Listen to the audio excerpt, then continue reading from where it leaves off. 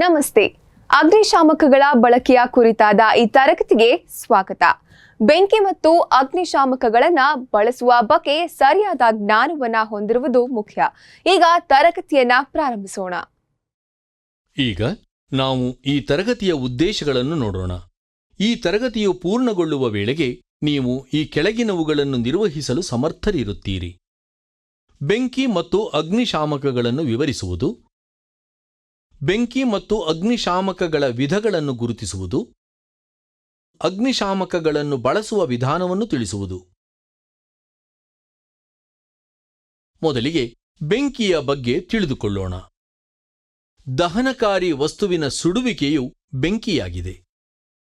ಅನಪೇಕ್ಷಿತ ಸ್ಥಳದಲ್ಲಿ ಅಥವಾ ಸಂದರ್ಭದಲ್ಲಿ ಬೆಂಕಿಯು ಅನಿಯಂತ್ರಿತ ಪ್ರಮಾಣದಲ್ಲಿ ಹಾನಿಯನ್ನು ಉಂಟುಮಾಡಬಹುದು ಅಥವಾ ಆಸ್ತಿ ಮತ್ತು ವಸ್ತುಗಳನ್ನು ನಾಶಪಡಿಸಬಹುದು.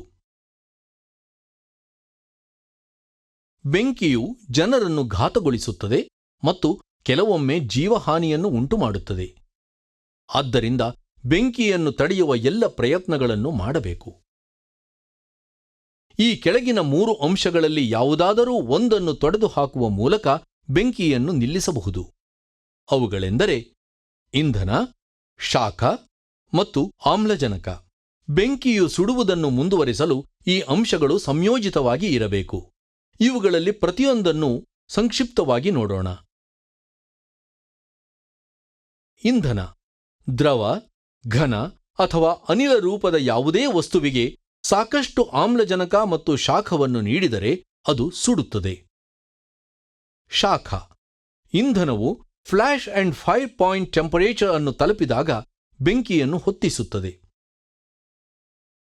ಆಮ್ಲಜನಕ ಬೆಂಕಿ ಉರಿಯಲು ಸಾಮಾನ್ಯವಾಗಿ ಆಮ್ಲಜನಕವು ಸಾಕಷ್ಟು ಪ್ರಮಾಣದಲ್ಲಿ ಗಾಳಿಯಲ್ಲಿ ಇರುತ್ತದೆ. ಗಾಳಿಯು 21% ಆಮ್ಲಜನಕವನ್ನು ಹೊಂದಿದೆ. ಈಗ ಬೆಂಕಿಯನ್ನು ನಂದಿಸುವ ಬಗ್ಗೆ ತಿಳಿಯೋಣ. ಸಂಯೋಜನೆಯಿಂದ ಇಂಧನ, ಶಾಖ ಅಥವಾ ಆಮ್ಲಜನಕ ಈ 3 ಅಂಶಗಳಲ್ಲಿ ಯಾವುದನ್ನಾದರೂ ಪ್ರತ್ಯೇಕಿಸುವುದರಿಂದ ಅಥವಾ ತೆಗೆದುಹಾಕುವುದರಿಂದ ಬೆಂಕಿಯನ್ನು ನಂದಿಸಬಹುದು. ಇದನ್ನು ಸಾಧಿಸಲು 3 ಮೂಲ ಮಾರ್ಗಗಳಿವೆ: ದಹನಕಾರಿ ವಸ್ತುಗಳನ್ನು ಪ್ರತ್ಯೇಕಿಸುವುದು, ಸ್ಮದರಿಂಗ್, ಹಾಗೂ ಬೆಂಕಿಯನ್ನು ತಣಿಸುವುದು. ಈಗ ಇವುಗಳಲ್ಲಿನ ಪ್ರತಿಯೊಂದನ್ನು ವಿವರವಾಗಿ ನೋಡೋಣ. ಬೆಂಕಿಯ ಸಮೀಪದಲ್ಲಿರುವ ಇಂಧನವನ್ನು ತೆಗೆದುಹಾಕುವ ಮೂಲಕ ಬೆಂಕಿ ಹೆಚ್ಚದಂತೆ ಮಾಡುವುದು. ಸ್ಮದರಿಂಗ್ ನೊರೆ, ಮರಳು ಮುಂತಾದವುಗಳನ್ನು ಬಳಸಿ ಬೆಂಕಿಯ ಮೇಲೆ ಹಾಕಿ ಆಮ್ಲಜನಕದ ಪೂರೈಕೆಯಿಂದ ಬೆಂಕಿಯನ್ನು ಪ್ರತ್ಯೇಕಿಸುವ ಮೂಲಕ ಬೆಂಕಿಯನ್ನು ನಂದಿಸುವುದು. ತಣಿಸುವುದು ತಾಪಮಾನವನ್ನು ಕಡಿಮೆ ಮಾಡಲು ನೀರನ್ನು ಬಳಸಿ ಬೆಂಕಿಯನ್ನು ತಣಿಸಲಾಗುತ್ತದೆ. ಈಗ ಬೆಂಕಿಯನ್ನು ತಡೆಯುವುದು ಹೇಗೆ ಎಂಬುದರ ಬಗ್ಗೆ ತಿಳಿಯೋಣ. ಹೆಚ್ಚಿನ ಬೆಂಕಿಯು ಸಣ್ಣದಾಗಿ ಏಕಾಏಕಿ ಪ್ರಾರಂಭವಾಗುತ್ತವೆ. ಅವು ನಿಯಂತ್ರಿಸಲಾಗದ ದೊಡ್ಡ ಪ್ರಮಾಣದ ಬೆಂಕಿಗಳಾಗುವವರೆಗೂ ಗಮನಕ್ಕೆ ಬಾರದೆ ಸುಡುತ್ತವೆ. ಹೆಚ್ಚಿನ ಕಾಳಜಿ ಮತ್ತು ಸಾಮಾನ್ಯ ತಿಳುವಳಿಕೆಯ ಸರಳವಾದ ಕೆಲವು ನಿಯಮಗಳನ್ನು ಅನುಸರಿಸುವ ಮೂಲಕ ಹೆಚ್ಚಿನ ಬೆಂಕಿಯನ್ನು ತಡೆಗಟ್ಟಬಹುದು. ದಹನಕಾರಿಯಾದ ತ್ಯಾಜ್ಯ ವಸ್ತುಗಳು, ಅಂದರೆ ಎಣ್ಣೆಯಲ್ಲಿ ಅದ್ದಿದ ಹತ್ತಿಯ ತ್ಯಾಜ್ಯ, ಸ್ಕ್ರಾಪ್ ಮರ, ಪೇಪರ್ ಮುಂತಾದವುಗಳನ್ನು ಆಡ್ ಕಾರ್ನರ್ಗಳಲ್ಲಿ ಒಟ್ಟುಗೂಡಿಸುವುದು ಬೆಂಕಿಯ ಅಪಾಯವನ್ನು ಉಂಟುಮಾಡುತ್ತದೆ. ವಿದ್ಯುತ್ ಉಪಕರಣಗಳಲ್ಲಿನ ಬೆಂಕಿಗೆ ಕಾರಣ ದುರ್ಬಳಕೆ ಅಥವಾ ನಿರ್ಲಕ್ಷ್ಯ. ಸಡಿಲ ಸಂಪರ್ಕಗಳು, ತಪ್ಪಾಗಿ ಗ್ರಹಿಸಿದ ಫ್ಯೂಸ್ಗಳು ಅಥವಾ ಕೇಬಲ್ಗಳು, ಓವರ್ಲೋಡ್ ಮಾಡಿದ ಸರ್ಕ್ಯೂಟ್ಗಳು ಹೆಚ್ಚಾದ ಬಿಸಿಯಾಗುವಿಕೆಗೆ ಕಾರಣವಾಗುತ್ತವೆ ಮತ್ತು ಇದು ಬೆಂಕಿ ಕಾಣಿಸಿಕೊಳ್ಳುವುದಕ್ಕೆ ಕಾರಣವಾಗುತ್ತದೆ. ಬಟ್ಟೆ ಮತ್ತು ಬೆಂಕಿ ತಗಲಬಹುದಾದ ಇತರ ಯಾವುದೇ ವಸ್ತುವನ್ನು ಹೀಟರ್ಗಳಿಂದ ದೂರವಿಡಬೇಕು. ಕೆಲಸದ ದಿನದ ಕೊನೆಯಲ್ಲಿ ಹೀಟರ್ ಅನ್ನು ಶಟ್ ಆಫ್ ಮಾಡಲಾಗಿದೆ ಎಂಬುದನ್ನು ಖಚಿತಪಡಿಸಿಕೊಳ್ಳಿ. ಹೆಚ್ಚು ದಹನಶೀಲ ದ್ರವಗಳು ಮತ್ತು ಪೆಟ್ರೋಲಿಯಂ ಮಿಶ್ರಣಗಳನ್ನು thinner, adhesive solutions, solvents, kerosene, spirit, LPG gas ಮುಂತಾದವುಗಳನ್ನು ದಹಿಸುವ ವಸ್ತು ಸಂಗ್ರಹಣಾ ಪ್ರದೇಶ ಎಂದು ಕರೆಯಲ್ಪಡುವ ಪ್ರತ್ಯೇಕ ಸ್ಥಳದಲ್ಲಿ ಸಂಗ್ರಹಿಸಿ ಇಡಬೇಕು. ನಾವೀಗ ಬೆಂಕಿಯ ವರ್ಗೀಕರಣ ಮತ್ತು ಶಿಫಾರಸು ಮಾಡಲಾದ ನಂದಿಸುವ ಏಜೆಂಟ್ಗಳನ್ನು ನೋಡೋಣ.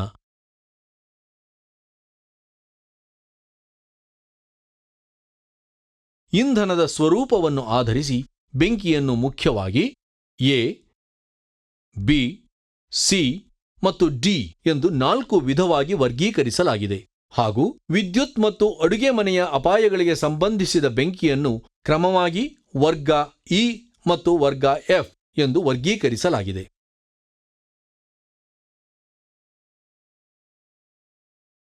ಈಗ ನಂದಿಸುವ ಏಜೆಂಟ್ ಎಂದರೆ ಏನು ಎಂದು ನೋಡೋಣ.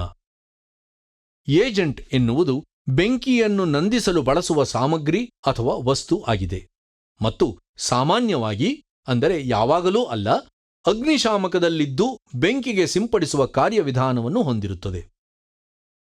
ಒಂದು ನಿರ್ದಿಷ್ಟ ರೀತಿಯ ಬೆಂಕಿಗೆ ಸರಿಯಾದ ರೀತಿಯ ಏಜೆಂಟ್ ಅನ್ನು ತಿಳಿದುಕೊಳ್ಳುವುದು ಮುಖ್ಯ, ಏಕೆಂದರೆ ತಪ್ಪು ಬಳಕೆಯು ವಿಷಯವನ್ನು ಮತ್ತಷ್ಟು ಹದಗೆಡಿಸಬಹುದು.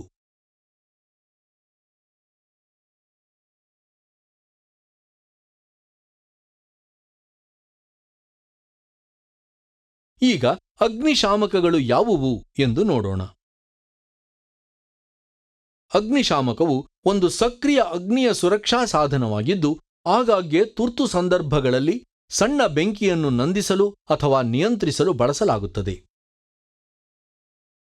ವಿವಿಧ ವರ್ಗದ ಬೆಂಕಿಯನ್ನು ನಿಭಾಯಿಸಲು ಹಲವು ರೀತಿಯ ಅಗ್ನಿಶಾಮಕಗಳು ವಿವಿಧ ನಂದಿಸುವ ಏಜೆಂಟ್ಗಳೊಂದಿಗೆ ಲಭ್ಯವಿವೆ.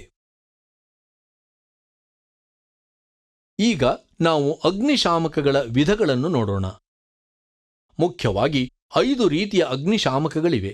ಅವುಗಳು ನೀರು, ಫೋಮ್, ಪೌಡರ್, ಕಾರ್ಬನ್ ಡೈಆಕ್ಸೈಡ್ ಹಾಗೂ ವೆಟ್ ಕೆಮಿಕಲ್. ಈಗ ಇವುಗಳಲ್ಲಿ ಪ್ರತಿಯೊಂದನ್ನು ನಾವು ವಿವರವಾಗಿ ನೋಡೋಣ. ಮೊದಲಿಗೆ ನೀರು ಆಧಾರಿತ ಅಗ್ನಿಶಾಮಕಗಳನ್ನು ನೋಡೋಣ. ನೀರು ಆಧಾರಿತ ಅಗ್ನಿಶಾಮಕಗಳು ತುಂಬಾ ಸಾಮಾನ್ಯವಾಗಿದ್ದು, ಘನವಸ್ತುಗಳ ಮೇಲೆ ಮಾತ್ರ ಬಳಸಬಹುದಾಗಿದೆ. ಇದು ಪೇಪರ್, ಮರ ಅಥವಾ ಇತರ ಯಾವುದೇ ಘನ ಇಂಧನವನ್ನು ಒಳಗೊಂಡಿದೆ. ನೀರು ಆಧಾರಿತ ಅಗ್ನಿಶಾಮಕಗಳು ನೀರಿನಿಂದ ತುಂಬಿರುತ್ತವೆ ಮತ್ತು ಅದು ಹೊರಬರಲು ಸಹಾಯವಾಗುವಂತೆ ಕಂಪ್ರೆಸ್ಡ್ ಏರ್ ಅನ್ನು ಬಳಸುತ್ತವೆ. ಕೆಲವು ಅಗ್ನಿಶಾಮಕಗಳು ಅವುಗಳನ್ನು ಹೆಚ್ಚು ಪರಿಣಾಮಕಾರಿಯಾಗಿ ಮಾಡಲು ಸಹಾಯ ಮಾಡುವ ಅಡಿಟಿವ್ ಅನ್ನು ಹೊಂದಿರುತ್ತವೆ. ಈಗ ನಾವು ಫೋಮ್ ಆಧಾರಿತ ಅಗ್ನಿಶಾಮಕಗಳನ್ನು ನೋಡೋಣ. ಪೆಟ್ರೋಲ್ ಅಥವಾ ಡೀಸೆಲ್ನಂತಹ ಸುಡುವ ದ್ರವಗಳಿಗೆ ಫೋಮ್ ಅಗ್ನಿಶಾಮಕಗಳನ್ನು ಬಳಸಲಾಗುತ್ತದೆ. ನೀರಿನ ಅಗ್ನಿಶಾಮಕಗಳಂತೆಯೇ ಘನ ಇಂಧನದ ಬೆಂಕಿಯಲ್ಲಿಯೂ ಕೂಡ ಇವುಗಳನ್ನು ಬಳಸಬಹುದು. ನೊರೆಯ ಅಗ್ನಿಶಾಮಕಗಳು ನೀರು ಆಧಾರಿತವಾಗಿವೆ, ಆದ್ದರಿಂದ ಅವುಗಳನ್ನು ಘನ ಇಂಧನದಲ್ಲಿ ಬಳಸಬಹುದು ಮತ್ತು ಅವು ತಣಿಸುವ ಪರಿಣಾಮವನ್ನು ಹೊಂದಿರುತ್ತವೆ. ಅವು ಎಕ್ವಿಯಸ್ ಫಿಲ್ಮ್ ಫಾರ್ಮಿಂಗ್ ಫೋಮ್ ಅನ್ನು ಹೊಂದಿರುತ್ತವೆ. ಇದು ಬೆಂಕಿಯನ್ನು ನಂದಿಸುತ್ತದೆ ಮತ್ತು ಯಾವುದೇ ಸುಡುವ ಆವಿಯಲ್ಲಿ ಸೀಲ್ ಮಾಡಬಹುದಾಗಿದೆ. ಇದು ಬೆಂಕಿ ಉರಿಯುವುದನ್ನು ತಡೆಯುತ್ತದೆ ಮತ್ತು ಅದಕ್ಕಾಗಿಯೇ ಇವುಗಳನ್ನು ಸುಡುವ ದ್ರವಗಳನ್ನು ಟ್ರೀಟ್ ಮಾಡಲು ಬಳಸಲಾಗುತ್ತದೆ. ಇದನ್ನು ದಹಿಸುವ ಅನಿಲಗಳು, ದಹಿಸುವ ಲೋಹ, ವಿದ್ಯುತ್ ಬೆಂಕಿ ಮತ್ತು ಅಡುಗೆ ಎಣ್ಣೆಯ ಬೆಂಕಿಗಳಲ್ಲಿ ಬಳಸಬಾರದು. ಈಗ ನಾವು ಕಾರ್ಬನ್ ಡೈಆಕ್ಸೈಡ್ ಅಗ್ನಿಶಾಮಕಗಳ ಬಗ್ಗೆ ತಿಳಿಯೋಣ. ಕಾರ್ಬನ್ ಡೈಆಕ್ಸೈಡ್ ಅಗ್ನಿಶಾಮಕಗಳನ್ನು ಸಾಮಾನ್ಯವಾಗಿ ವಿದ್ಯುತ್ ಉಪಕರಣಗಳಲ್ಲಿ ಉಪಯೋಗಿಸಲಾಗುತ್ತದೆ. ಸುಡುವ ದ್ರವಗಳನ್ನು ನಂದಿಸಲು ಸಹ ಇವುಗಳನ್ನು ಫೋಮ್ ಶಾಮಕಗಳಂತೆಯೇ ಬಳಸಬಹುದಾಗಿದೆ. ಸಾಮಾನ್ಯವಾಗಿ ಕಾರ್ಬನ್ ಡೈಆಕ್ಸೈಡ್ ಅಗ್ನಿಶಾಮಕಗಳು ತೆರೆದ ಗಾಳಿಯಲ್ಲಿ ಪರಿಣಾಮಕಾರಿಯಾಗಿರುವುದಿಲ್ಲ. ಕಾರ್ಬನ್ ಡೈಆಕ್ಸೈಡ್ ಅಗ್ನಿಶಾಮಕಗಳು ವಿದ್ಯುತ್ ಬೆಂಕಿಗಳಿಗೆ ಸೂಕ್ತವಾಗಿರುವುದರಿಂದ ಅವುಗಳು ಸಾಮಾನ್ಯವಾಗಿ ಕಚೇರಿಗಳಲ್ಲಿ ಅಥವಾ ಹೆಚ್ಚು ವಿದ್ಯುತ್ ಉಪಕರಣಗಳಿರುವ ಸ್ಥಳಗಳಲ್ಲಿ ಕಾಣಬರುತ್ತವೆ. ಕಾರ್ಬನ್ ಡೈಆಕ್ಸೈಡ್ ಅಗ್ನಿಶಾಮಕಗಳು ಕಪ್ಪು ಲೇಬಲ್ ಅನ್ನು ಬಳಸುತ್ತವೆ. ಇನ್ನು ಮುಂದೆ ಡ್ರೈ ಪೌಡರ್ ಶಾಮಕಗಳ ಬಗ್ಗೆ ತಿಳಿಯೋಣ. ವಿದ್ಯುತ್ ಸಾಧನಗಳೂ ಸೇರಿದಂತೆ ಬೆಂಕಿಯ ಹೆಚ್ಚಿನ ಪ್ರಕಾರಗಳಲ್ಲಿ ಡ್ರೈ ಪೌಡರ್ ಶಾಮಕಗಳನ್ನು ಬಳಸಲಾಗುತ್ತದೆ. ಡ್ರೈ ಪೌಡರ್ ಅಗ್ನಿಶಾಮಕಗಳನ್ನು ಎ, ಬಿ ಮತ್ತು ಸಿ ವಿಧದ ಬೆಂಕಿಗಳ ಮೇಲೆ ಬಳಸಲಾಗುತ್ತದೆ. ಮೆಗ್ನೀಷಿಯಂ ಮತ್ತು ಟೈಟಾನಿಯಂನಂತಹ ಲೋಹಗಳ ಮೇಲಿನ ಡಿ ವಿಧದ ಬೆಂಕಿಯನ್ನು ನಂದಿಸಲೂ ಸಹ ಇದನ್ನು ಬಳಸಲಾಗುವುದು. ಇಂಧನ ಮೂಲವನ್ನು ಲೇಪಿಸಲು ಮತ್ತು ಬೆಂಕಿಯನ್ನು ನಂದಿಸಲು ಪೌಡರ್ ಶಾಮಕಗಳನ್ನು ಬಳಸಲಾಗುತ್ತದೆ. ಹಾಗಾಗಿ ಅವು ಯಾವುದೇ ಆಮ್ಲಜನಕವು ಇಂಧನಕ್ಕೆ ಸಿಗುವುದನ್ನು ನಿಲ್ಲಿಸುತ್ತವೆ. ಯಾವುದೇ ಪ್ರತಿಬಂಧಿತ ಸ್ಥಳಗಳಲ್ಲಿ ಡ್ರೈ ಪೌಡರ್ ಶಾಮಕಗಳನ್ನು ಬಳಸಬಾರದು, ಏಕೆಂದರೆ ಬಿಡುಗಡೆಯಾಗುವ ಕಣಗಳು ಸುಲಭವಾಗಿ ಉಸಿರಾಡಬಹುದು. ಡ್ರೈ ಪೌಡರ್ ಶಾಮಕಗಳನ್ನು ತೈಲ ಬೆಂಕಿಗಳ ಮೇಲೆ ಬಳಸಬಾರದು. ಡ್ರೈ ಪೌಡರ್ ಶಾಮಕಗಳು ನೀಲಿಯ ಲೇಬಲ್ ಅನ್ನು ಬಳಸುತ್ತವೆ. ನಾವೀಗ ವೆಟ್ ಕೆಮಿಕಲ್ ಶಾಮಕಗಳನ್ನು ನೋಡೋಣ. ಅಡುಗೆ ಎಣ್ಣೆ ಮತ್ತು ಕೊಬ್ಬನ್ನು ತಮ್ಮ ಇಂಧನವಾಗಿಸಿಕೊಳ್ಳುವ ಬೆಂಕಿಯನ್ನು ನಂದಿಸಲು ವೆಟ್ ಕೆಮಿಕಲ್ ಶಾಮಕಗಳನ್ನು ನಿರ್ದಿಷ್ಟವಾಗಿ ವಿನ್ಯಾಸಗೊಳಿಸಲಾಗಿದೆ. ಈ ರೀತಿಯ ಶಾಮಕಗಳು ಬೆಂಕಿಯನ್ನು ತಣಿಸುತ್ತವೆ ಮತ್ತು ನಂದಿಸುತ್ತವೆ. ಇದನ್ನು ಇವುಗಳ ಮೇಲೆ ಬಳಸಬಾರದು. ದಹಿಸುವ ದ್ರವಗಳು, ದಹಿಸುವ ಅನಿಲಗಳು, ದಹಿಸುವ ಲೋಹ ಮತ್ತು ವಿದ್ಯುತ್ ಬೆಂಕಿಗಳು. ಆರ್ದ್ರ ರಾಸಾಯನಿಕ ಶಾಮಕಗಳು ಹಳದಿ ಲೇಬಲ್ ಅನ್ನು ಬಳಸುತ್ತವೆ. ನಂತರ ನಾವೀಗ ಅಗ್ನಿಶಾಮಕಗಳ ಮೇಲೆ ಕೆಲಸ ಮಾಡುವ ವಿಧಾನವನ್ನು ನೋಡೋಣ. ಈ ವಿಧಾನದಲ್ಲಿ ಮುಖ್ಯವಾಗಿ 3 ಹಂತಗಳಿವೆ. ಹಂತ 1 ಎಚ್ಚರಿಸುವುದು, ಹಂತ 2 ಬೆಂಕಿಯ ಪ್ರಕಾರವನ್ನು ಗುರುತಿಸುವುದು, ಹಂತ 3 ಬೆಂಕಿಯನ್ನು ನಂದಿಸುವುದು. ಈಗ ಈ ಪ್ರತಿಯೊಂದು ಹಂತವನ್ನು ವಿವರವಾಗಿ ನೋಡೋಣ. ಮೊದಲಿಗೆ ಎಚ್ಚರಿಸುವ ಹಂತವನ್ನು ನೋಡೋಣ. ಬೆಂಕಿಯನ್ನು ಗಮನಿಸಿದಾಗ ಬೆಂಕಿ ಬೆಂಕಿ ಬೆಂಕಿ ಎಂದು ಕೂಗುತ್ತಾ ಸುತ್ತಲಿನ ಜನರನ್ನು ಎಚ್ಚರಿಸುವುದು. ಕೂಡಲೇ ಅಗ್ನಿಶಾಮಕ ಸೇವೆಗಳಿಗೆ ತಿಳಿಸಿ ಅಥವಾ ತಿಳಿಸುವ ವ್ಯವಸ್ಥೆ ಮಾಡಿ. ಎಮರ್ಜೆನ್ಸಿ ಎಕ್ಸಿಟ್ ಅನ್ನು ತೆರೆಯಿರಿ ಮತ್ತು ಅವರಿಗೆ ಕೂಡಲೇ ಹೊರಹೋಗಲು ತಿಳಿಸಿ. ವಿದ್ಯುತ್ ಶಕ್ತಿಯ ಪೂರೈಕೆಯನ್ನು ಆಫ್ ಮಾಡಿ. ಜನರನ್ನು ಬೆಂಕಿಯ ಬಳಿಗೆ ಹೋಗಲು ಬಿಡಬೇಡಿ. ನಾವೀಗ ಬೆಂಕಿಯ ಪ್ರಕಾರದ ಗುರುತಿಸುವಿಕೆಯ ಹಂತವನ್ನು ನೋಡೋಣ. ಬೆಂಕಿಯ ಪ್ರಕಾರವನ್ನು ವಿಶ್ಲೇಷಿಸಿ ಮತ್ತು ಗುರುತಿಸಿ. ಬೆಂಕಿಯು ಬಿ ವಿಧದ ದಹಿಸುವ ಇಂಧನಗಳಾಗಿದ್ದರೆ ಕಾರ್ಬನ್ ಡೈಆಕ್ಸೈಡ್ ಅಗ್ನಿಶಾಮಕವನ್ನು ಬಳಸಿ. ಕಾರ್ಬನ್ ಡೈಆಕ್ಸೈಡ್ ಅಗ್ನಿಶಾಮಕವನ್ನು ಗುರುತಿಸಿ ಮತ್ತು ತೆಗೆದುಕೊಳ್ಳಿ. ಅದರ ಮುಕ್ತಾಯ ದಿನಾಂಕವನ್ನು ಪರಿಶೀಲಿಸಿ. ನಾವೀಗ ನಂದಿಸುವ ಹಂತಕ್ಕೆ ಹೋಗೋಣ. ಸೀಲ್ ಅನ್ನು ಬ್ರೇಕ್ ಮಾಡಿ. ಹ್ಯಾಂಡಲ್ನಿಂದ ಸೇಫ್ಟಿ ಪಿನ್ ಅನ್ನು ಎಳೆಯಿರಿ. ಸೇಫ್ಟಿ ಪಿನ್ ಅಗ್ನಿಶಾಮಕದ ಮೇಲ್ಗಡೆ ಇರುತ್ತದೆ. ಅಗ್ನಿಶಾಮಕದ ನಾಜಲ್ ಅಥವಾ ಹೋಸ್ ಅನ್ನು ಬೆಂಕಿಯ ಮೂಲಕ್ಕೆ ಗುರಿ ಮಾಡಿ. ಇದು ಬೆಂಕಿಯ ಇಂಧನದ ಮೂಲವನ್ನು ತೆಗೆದುಹಾಕುತ್ತದೆ. ನೀವು ಸ್ವಲ್ಪ ದೂರದಲ್ಲಿ ಕೆಳಕ್ಕೆ ಬಾಗಿದಂತೆ ಇರಿ. ಏಜೆಂಟ್ ಅನ್ನು ಡಿಸ್ಚಾರ್ಜ್ ಮಾಡಲು ಹ್ಯಾಂಡಲ್ ಲಿವರ್ ಅನ್ನು ನಿಧಾನವಾಗಿ ಸ್ಕ್ವೀಸ್ ಮಾಡಿ. ಬೆಂಕಿಯನ್ನು ನಂದಿಸುವವರೆಗೆ ಇಂಧನ ಬೆಂಕಿಯ ಮೇಲೆ ಅಡ್ಡಡ್ಡವಾಗಿ ಸುಮಾರು 15 ಸೆಂಟಿಮೀಟರ್ ವರೆಗೆ ಸ್ವೀಪ್ ಮಾಡಿ.